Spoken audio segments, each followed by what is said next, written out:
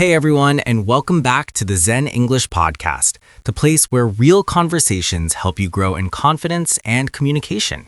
Today's episode is all about job interviews. Whether you're getting ready for your first interview or just want to sharpen your skills, we've got something really helpful for you. We're going to listen to a realistic job interview simulation. Pay close attention to the questions, the answers, and how the candidate handles the pressure. Before we dive into today's job interview simulation, let's take a quick moment to go over some important vocabulary. This will help you better understand the conversation and the questions that will be asked during the interview. That's right. We'll be covering a few key terms that come up often in interviews. Understanding these words will give you a better grasp of what's being discussed. So let's get started. All right, John, let's start with the first word, deadline. Can you explain what that means? Sure. A deadline is simply the final time or date by which a task or project must be completed. It's like a due date for assignments or work, and it helps everyone stay on track. Exactly. So, for example, if your boss gives you a deadline for finishing a report by Friday at 5 p.m., you need to make sure it's done by that time. If you miss the deadline, there could be consequences like delays or problems with the project. It's super important in the workplace. Deadlines help keep things organized and make sure projects move forward smoothly. It's a way of making sure everyone knows when something is expected to be finished. So now you know that when you hear someone talk about a deadline, they're talking about the time by which something must be done. Now let's talk about the word strengths. Sophie, can you explain what that means? Of course. Strengths refer to the positive qualities or skills that someone is good at. It's the things that make you stand out or help you succeed. Exactly. For example, if you're really good at working with numbers, you might say that your strength is analytical thinking. Or if you're a great listener, that could be a strength in communication. So when someone asks about your strengths in an interview, they want to know what you're really good at and what skills or talents you bring to the table. It's about highlighting your best qualities. It's important to be honest and specific when talking about your strengths. And of course, you want to back them up with examples, like how you solved a problem or completed a task successfully because of your strengths. So now you know that strengths are the things you're really good at, the qualities that help you succeed. Next up, let's talk about the word onboarding. Sophie, can you explain what that means? Right. Onboarding is the process of introducing a new employee to a company. It includes everything from explaining the company's policies and culture to training them on the tools and tasks they'll be working with. And onboarding helps new employees feel comfortable and prepared for their role. It's important because it helps people understand how things work in the company and sets them up for success. Exactly. It's like getting someone ready to start their job. Usually during onboarding, you meet your team, learn about the company's values, and get familiar with the work environment. So, onboarding is the process that helps you get settled into your new job and learn everything you need to know. It also helps new hires know who to go to for questions or support. It's an important step in feeling like a part of the team and making sure you can perform your job well. Now that you're all set with the vocabulary, let's jump into the interview. Today, we're simulating a job interview between a candidate, Emily, and the HR manager. So take a seat, listen closely, and experience what a real job interview sounds like. Let's dive in.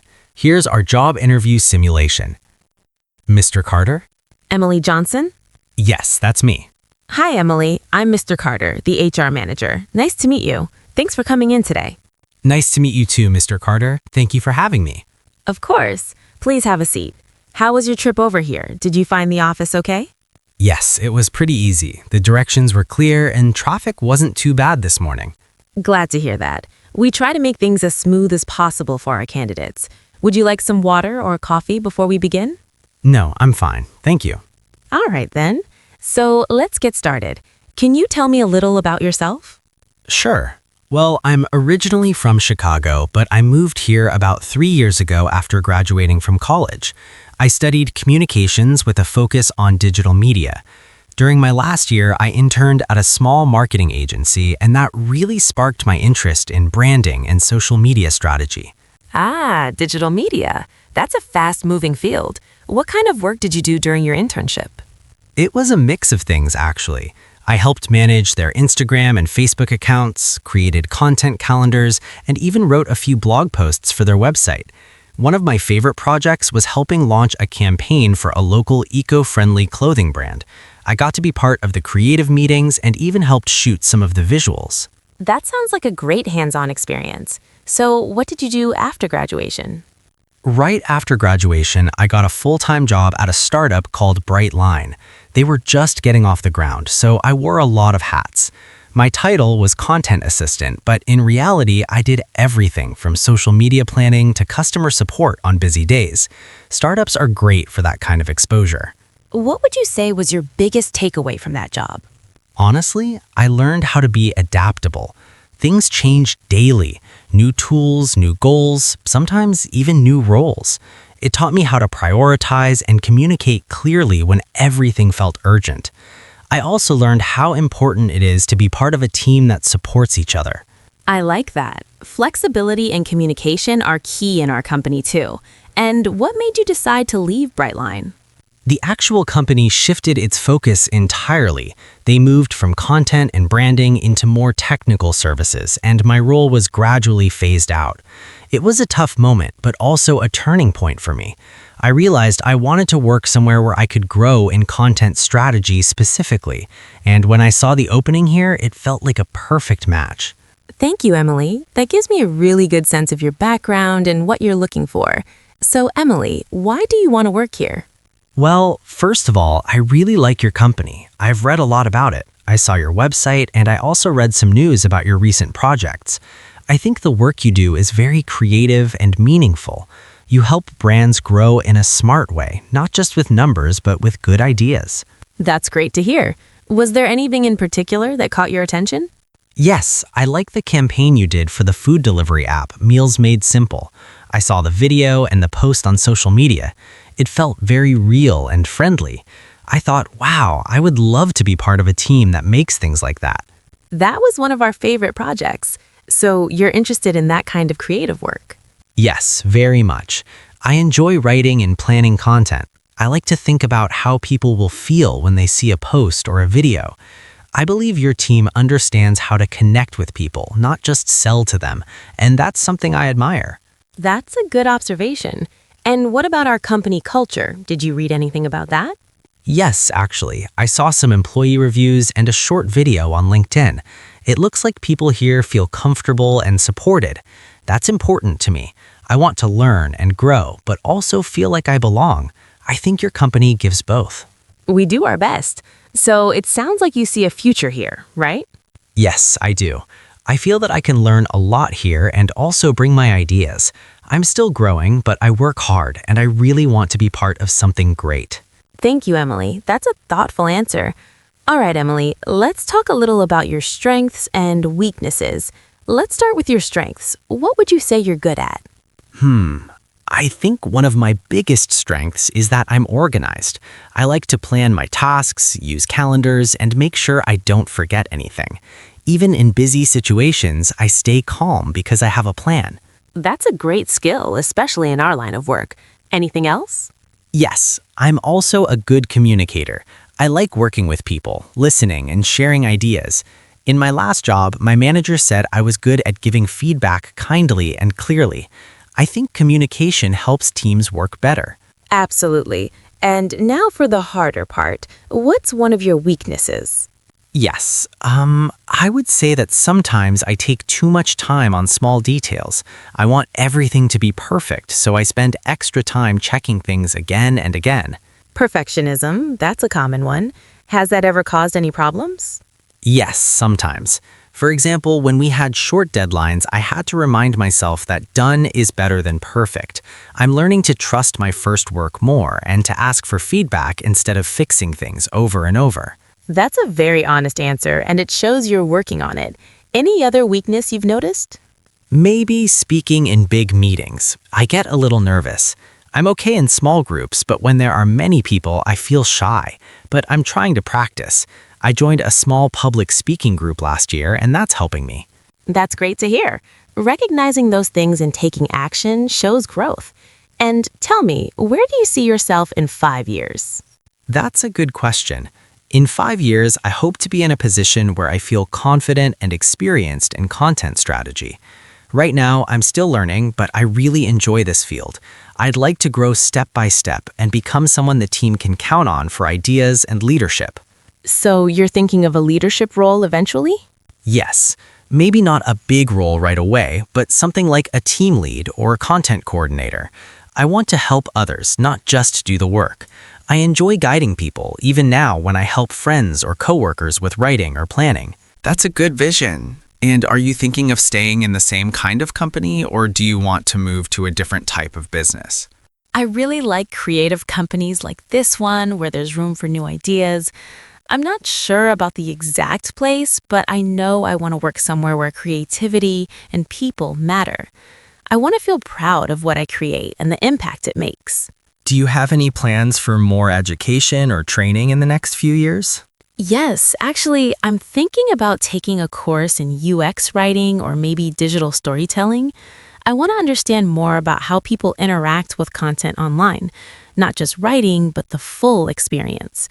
If I stay here, I'd love to grow inside the company and maybe take advantage of any training programs you offer. That's good to hear. We do have internal development programs. It sounds like you've thought about this seriously. Yes, I try to be realistic. I know 5 years is a long time and things can change, but I like having a direction. I don't want to just have a job. I want to build a career that makes me feel excited every day. Well said, Emily. Thank you for sharing that. So, Emily, why should we hire you? Well, I think you should hire me because I'm a mix of creativity, responsibility, and motivation. I don't just want a job. I really want to contribute to the team. I care about the details, but I also understand the big picture.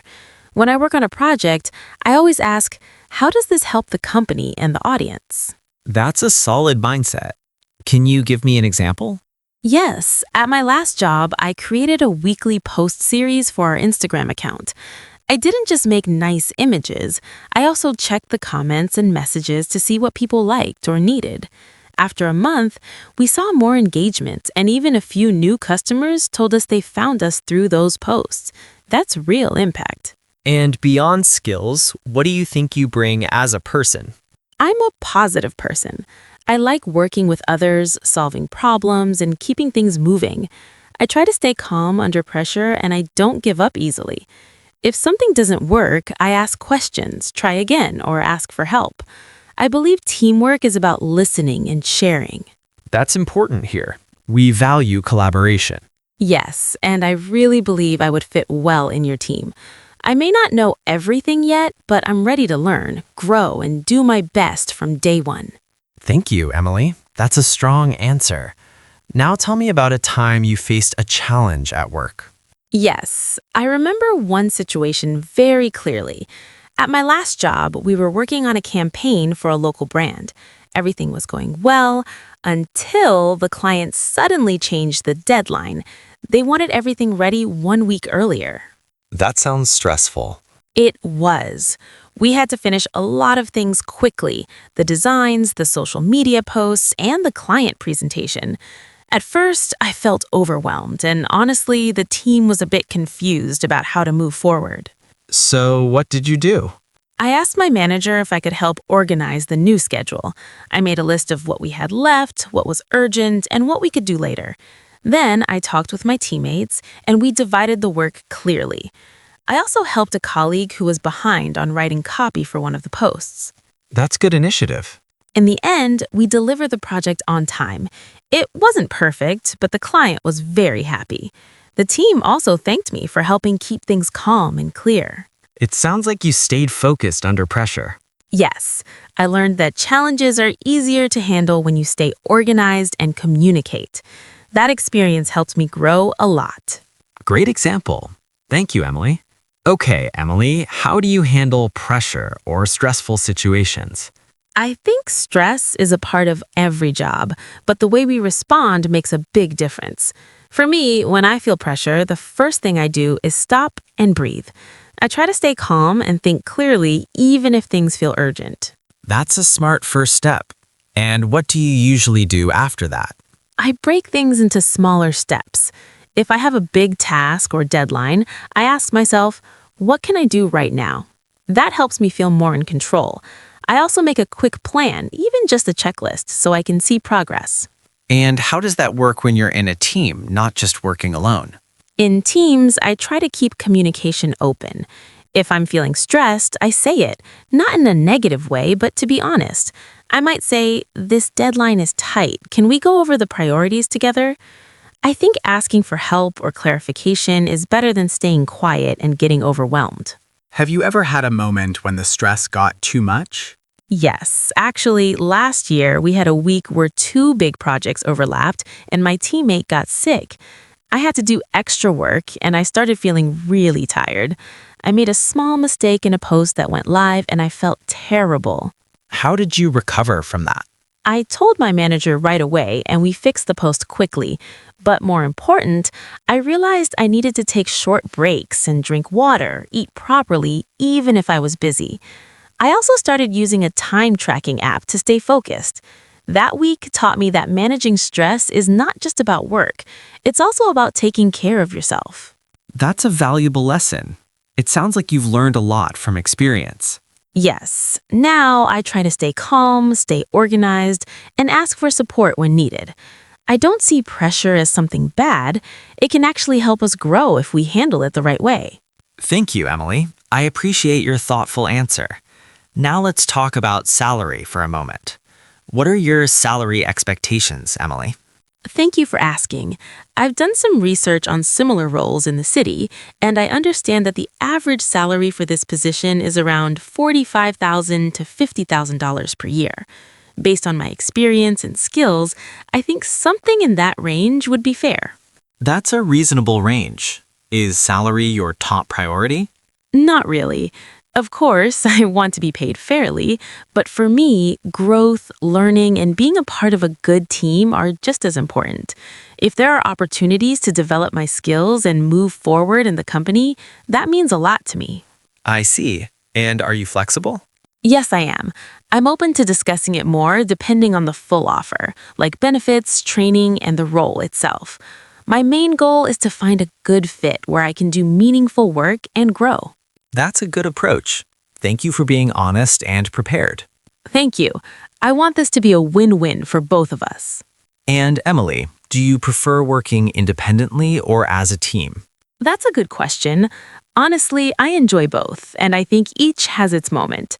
When I'm doing tasks that need deep focus, like writing or editing, I like working alone. I can concentrate better and manage my time. But when it comes to big projects or solving problems, I really enjoy teamwork. So you'd say you're comfortable with both styles? Yes, definitely. For example, at my last job, I was often responsible for writing blog posts. That part was independent. I did research, wrote drafts, and made edits on my own. But before publishing, I always met with a designer and the marketing manager. We discussed the layout, the timing, and the message. That part was very collaborative. And how do you feel about group decisions or brainstorming sessions? I really like them. I believe good ideas come from listening to different people. Sometimes someone says something simple and it gives me a new perspective. Also, I'm not afraid to speak up in meetings. I try to give helpful suggestions, but I also listen carefully. It's important to respect all voices. Very well said. And when you work alone, how do you stay motivated? I usually set small goals for myself, like finishing one section before lunch or reviewing everything by 3 p.m. I also take short breaks to stay fresh. I'm pretty self-disciplined, and I like checking things off my list. It gives me a good feeling of progress. Sounds like you have strong work habits. One last question on this. If you had to choose only one, working alone or in a team, which would you prefer? If I had to choose, I'd say working in a team. I love being around people, sharing ideas, and feeling like we're building something together. But I do need some quiet time during the day to think and create, so a mix is ideal. But if I had to choose just one, I'd go with teamwork. Thank you, Emily. I appreciate your honest and thoughtful answer. All right, Emily, now tell me about a time you failed. What did you learn from it? Yes, there's one experience that really taught me a lot. It was during my internship when I was helping plan a small online event for new customers. My job was to send out the invitation emails with the right links and times. And what happened? Well, I sent the email, but I made a small mistake. I copied the wrong time for the event. I didn't double check it. Some people showed up late, and a few even missed it completely. The team was surprised, and my manager had to send an apology message to the guests. That sounds tough. It was. I felt terrible. I thought I had ruined everything. I was so embarrassed. But my manager was kind. She sat down with me and said, "Everyone makes mistakes. What matters is what you do next." That's a great way to handle it. Exactly. So I wrote an apology to the team, and I made a checklist system for myself so I would always review important details before sending anything. I also asked another intern to check my work when it involved public communication, just to have a second pair of eyes. That sounds like a responsible reaction. Since then, I've become much more careful. I learned that even small details like a time or a link can make a big difference. And I also learned not to be afraid of mistakes. They can be painful, but they help you grow. That's a powerful lesson. I really appreciate your honesty. Thank you. I always try to turn my failures into something useful. Before we finish, Emily, do you have any questions for us? Yes, thank you. I have a couple. First, I'd like to know more about the team I'd be working with. How big is it, and what's the team culture like? Great question. You'd be part of the marketing team, which has 7 members. It's a mix of designers, writers, and strategists. We value creativity, but also open communication. People here are very supportive. It's a good environment for learning and sharing ideas. That sounds great. And what does a typical day in this role look like? You'd usually start the day with a short team check-in. Then you'd work on your tasks, writing content, scheduling posts, reviewing campaigns. Some days involve meetings with clients or designers. There's also room to bring your own ideas. Perfect. One last question. Is there any kind of training or support for new employees? Yes, absolutely. We have a 2-week onboarding program where you meet the team, learn the tools, and start small tasks. You'll also have a mentor to guide you during the first few months. That's very helpful to know. Thank you so much. I really appreciate the opportunity to be here today. It was a pleasure meeting you today, Emily. Thank you for your time. Thank you, Mr. Carter. I really enjoyed our conversation. We'll be reviewing all candidates this week, and we'll get back to you soon. Sounds great. I'll look forward to hearing from you. Have a wonderful day. You too. Take care. Well, that was a really interesting interview. Emily handled every question with such confidence and professionalism. You can tell she's put a lot of thought into her responses. Absolutely, John. I especially liked how she explained her strengths and weaknesses and how she handled that question about failure. It's important to be honest about our mistakes, but also to show how we learn and grow from them. Exactly.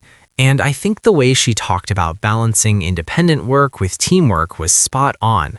It's all about being flexible and knowing when to ask for help or take the lead. Yes, I agree.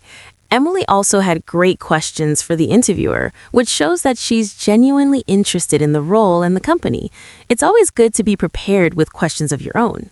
Definitely.